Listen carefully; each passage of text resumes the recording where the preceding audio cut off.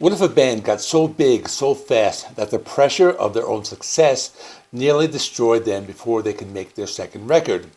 What if the same explosive tension that almost tore them apart was the exact energy that made that record one of the most politically charged, sonically ferocious albums of the entire decade? And what if they used the machinery of mainstream entertainment, MTV, Saturday Night Live, the Grammy Awards, as a weapon against the very system those institutions represented? That's not hypothetical, that's the story of Rage Against the Machine and Evil Empire. Released on April 16th, 1996, Evil Empire didn't just arrive, it detonated. It debuted at number 1 on the Billboard 200, it went triple platinum, it won a Grammy, and somewhere in the middle of all that commercial success, it managed to contain a genuine reading list of revolutionary literature, a message from a Mexican guerrilla leader, and a guitar solo that sounds like someone scratching vinyl on a turntable, because that is exactly what it is. This is the story of how one of the angriest, most uncompromising bands in rock history almost fell apart, found their footing in a Los Angeles rehearsal room, and made an album that still sounds like a declaration of war nearly 30 years later. To understand Evil Empire, you have to understand the impossible position Rage Against the Machine found themselves in after their 1992 self-titled debut. That first album had been a cultural grenade. It arrived fully formed, politically explicit, sonically unlike anything else on the radio, and completely unwilling to compromise. Songs about police brutality, colonialism, and corporate control were being played on MTV and mainstream rock radio. The band had cracked the mainstream wide open without softening a single edge to do it. Then they spent 3 years on the road together. 3 years living on a tour bus, breathing the same air, fighting over the same ideas, carrying the weight of a debut that the entire rock world was watching them try to follow. By the time they were ready to make the second record, something had broken, or was very close to breaking. Here's where the story gets genuinely dramatic. Fresh off the tour cycle, Rage Against the Machine headed to Atlanta to begin recording with producer Brendan O'Brien, a respected name who had worked with some of the biggest acts in rock. On paper, it should have worked.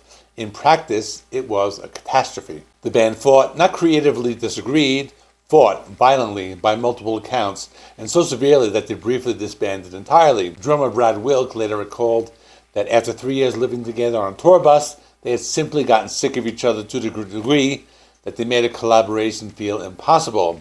He admitted at the time that he genuinely believed the band might be finished. To understand why the tensions ran so deep, you have to look at who these 4 people actually were. Tom Morello was a Harvard-educated, intellectually rigorous, with a precise vision of what the music should achieve. Zack de la Rocha had grown up shaped by the cultural landscape of Irvine, California, carrying a personal intensity that made compromise feel like betrayal.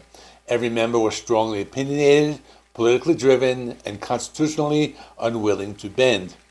Wilk described the band as a microcosm of Los Angeles, meaning all the beauty and all the friction of that city compressed into 4 people in a recording studio. The Atlanta sessions produced nothing usable and nearly produced a permanent breakup. They walked away, they took time apart, and then slowly they found their way back to each other and back to a room they actually knew. The solution in the end was almost elegantly simple. Instead of returning to a professional studio environment, what Wilk described dismissively as a dentist's office style space, sterile and unfamiliar, the band reconvened at Cold Rehearsal Studios in Los Angeles, their own space, a place that smelled like their own sweat and history, a room where the baggage of Atlanta couldn't follow them. They recorded from November to December 1995, capturing something that a polished studio environment might have scrubbed clean. The live energy of a band playing together in real time. The tension between 4 strong personalities channeled into music rather than argument. Wilk would later suggest that friction between the band members can actually be felt on the final record, embedded in the grooves like a current running underneath everything. That decision to go raw, to go home, to trust the room rather than the equipment, it saved the album, possibly the band. Before we get into the music itself, let's talk about the name. Evil Empire is a direct lift from a 1983 speech by President Ronald Reagan, who used the phrase, to describe the Soviet Union during the Cold War. To ignore the facts of history and the aggressive impulses of an evil empire. It was one of the defining rhetorical moments of that era, America as the righteous force of freedom, the USSR as the embodiment of darkness and oppression. Zack de la Rocha flipped it. His argument was straightforward and unsparing, given the atrocities committed by the United States government in the late 20th century. Economic exploitation, military intervention, the systematic destruction of indigenous culture. The evil empire label applied at least to America as it ever had to the Soviet Union. Take the most powerful piece of Cold War propaganda, strip it from its original context, and aim it back at the country that invented it. The perfect example of the band's core strategy, weaponizing the language of power against the powerful. The lead single, Bulls on Parade, is where everything the band stood for converges into roughly 3.5 minutes of controlled fury.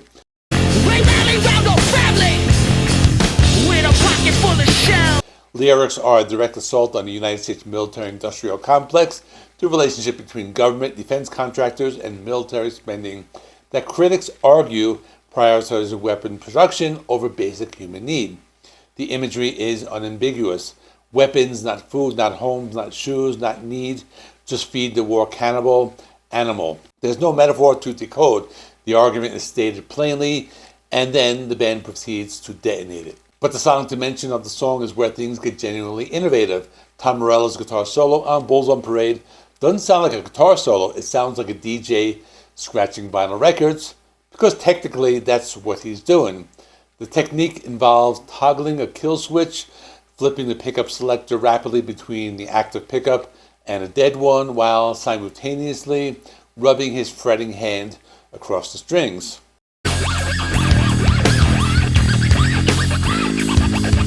The result is a percussive, rhythmic stutter that mimics the sound of hip-hop turntablism on a rock instrument.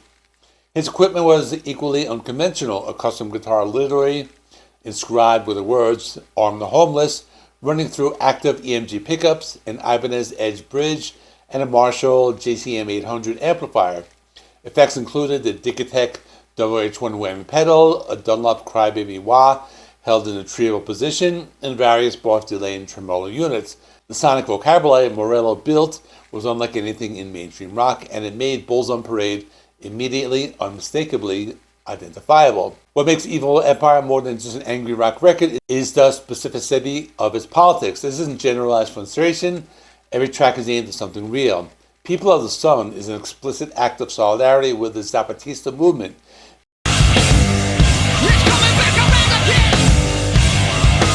The EZLN, the Indigenous Revolutionary Group in Chiapas, Mexico, who had launched an armed uprising on January 1st, 1994, the same day as the North American Free Trade Agreement came into effect.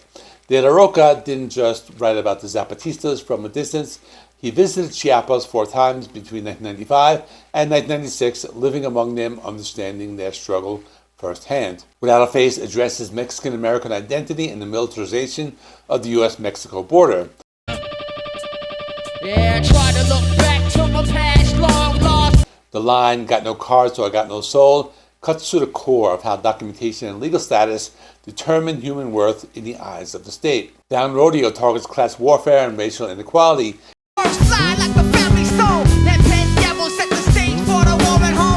Setting its imagery on the most famous luxury shopping street in Beverly Hills, a deliberate juxtaposition of extreme wealth and the violent disposition required to maintain it. Tire Me won the 1997 Grammy Award for Best Metal Performance.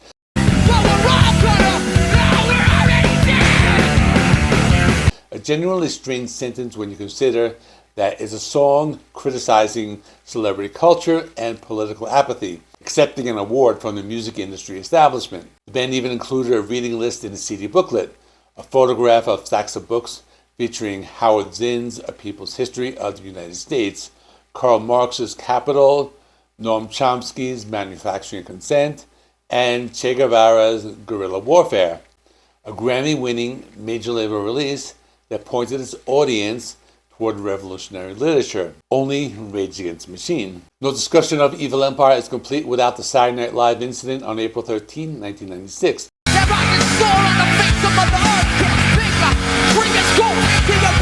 The band was booked to perform on the same episode, hosted by Steve Forbes, the billionaire publisher who was at the time running for a Republican presidential nomination on a platform of flat taxation and economic deregulation. The collision was inevitable. During the performance of Bulls on Parade, the band hung American flags upside down from their amplifiers, an internationally recognized symbol of distress, and in this context, a pointed political statement aimed directly at the men sitting in the host chair. They were removed from the building by security before they could perform their second song, and subsequently they were banned from the show. It was a masterclass in what the band called culture jamming, using the platforms and channels of mainstream media to deliver messages those platforms were never designed to carry. They got onto one of the most watched television programs in America and turned it into a protest. The band only amplified the story. Evil Empire sold 249,000 copies in its first week and eventually reached triple platinum certification in the United States.